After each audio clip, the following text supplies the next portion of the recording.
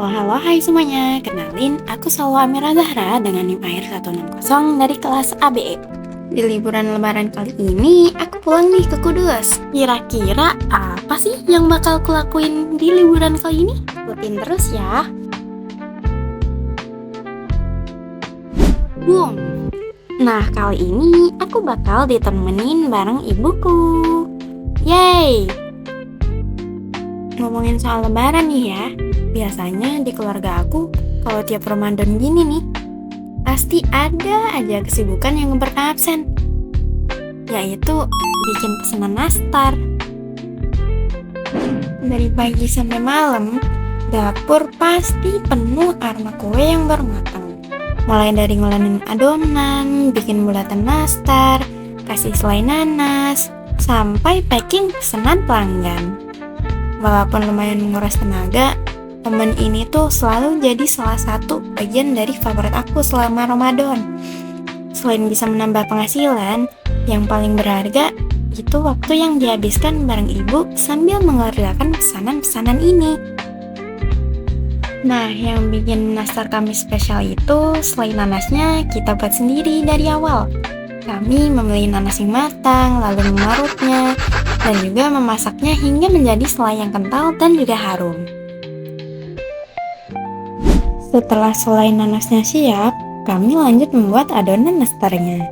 Bahan-bahan yang digunakan antara lain yaitu mentega, margarin, gula pasir, kuning telur, susu bubuk, dan juga tepung terigu. Pertama, mentega, margarin, gula pasir, dan juga kuning telur dimixer hingga tercampur rata dan warnanya berubah menjadi lebih pucat. Seperti ini.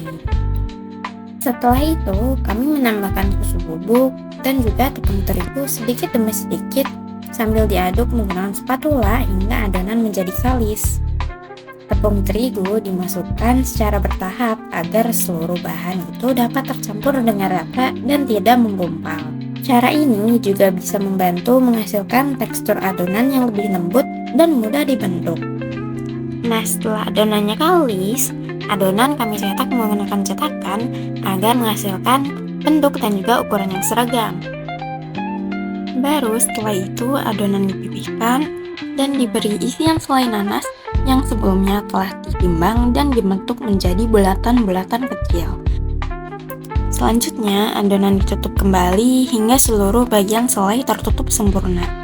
Lalu dibentuk menjadi bulatan yang rapi sebelum disusun di atas loyang.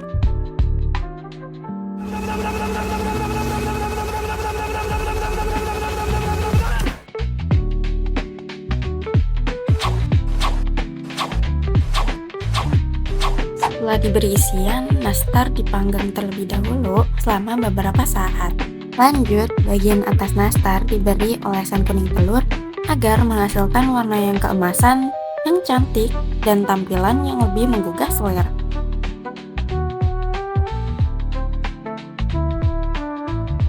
Setelah nastar diolesi kuning telur, nastar diberi topping keju parut di bagian atasnya.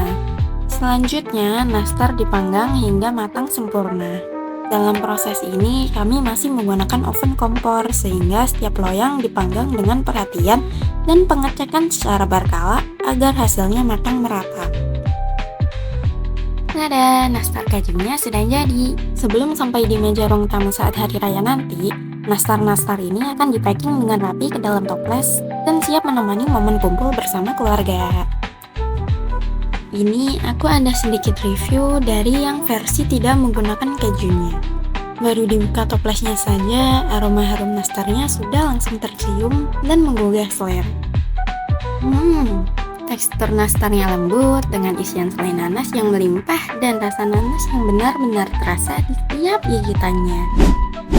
Nah, selain nastar, di sini kami juga menjual rambak kerbau yang selalu menjadi salah satu produk favorit menjelang Ramadan dan Lebaran. Kerupuk rambak sendiri umumnya terdiri dari dua jenis, yaitu rambak sapi yang biasanya berbentuk kotak-kotak kecil dan rambak kerbau yang berbentuk lebih panjang seperti yang satu ini. Rambak kerbau sendiri dibuat dari kulit kerbau yang diolah melalui berbagai tahapan hingga menghasilkan tekstur yang renyah dan cita rasa yang khas. Menjelang Ramadan dan Lebaran, rambak kerbau menjadi salah satu camilan yang banyak dicari untuk menemani waktu berbuka, berkumpul bersama keluarga, maupun sebagai pelengkap berbagi hidangan khas hari raya. Ternyata bikin rambak itu juga nggak semudah yang dibayangkan loh. Salah satu tantangannya ada di proses penggorengannya. Proses penggorengannya membutuhkan perhatian khusus karena suhu minyak harus benar-benar tepat. Jika minyaknya kurang panas, rambak tidak akan mengembang sempurna sehingga teksturnya bisa menjadi mangkal atau keras saat dimakan. Makanya, proses ini perlu ketelitian supaya rambak bisa mengembang cantik dan tetap renyah saat dimakan. Nah, karena proses pembuatannya menggunakan metode digoreng dan juga membutuhkan minyak yang cukup banyak, tentu saja masih ada cukup banyak minyak yang menempel pada rambak setelah diangkat dari penggorengan. Oleh karena itu, kami menggunakan spinner untuk membantu mengurangi kadar minyak yang masih terkandung pada rambak. Dengan proses ini, sisa minyak setelah penggorengan dapat diminimalkan sehingga menghasilkan rambak yang lebih renyah dan nikmat untuk disantap. Ngomong-ngomong soal rambak nih, kalau di daerahku kerupuk ini biasanya disebut rambak. Kalau di daerah kalian namanya apa? Ada yang menyebutnya rambak juga nggak? Atau kerupuk kulit? Atau mungkin punya sebutan yang lain? Coba tulis di kolom komentar ya.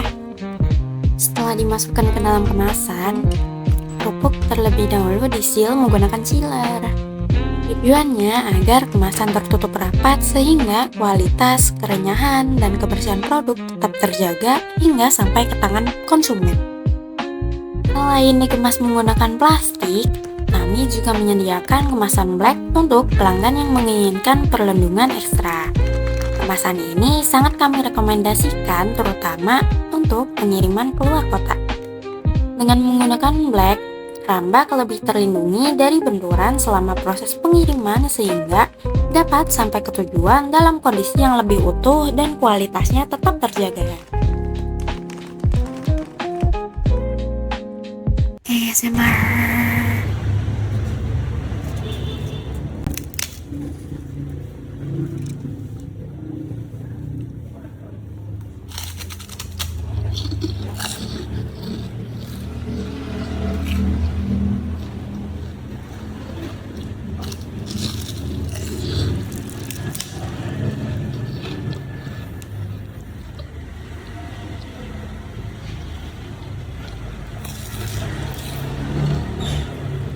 Buat yang minat, monggo japri di nomor ini ya.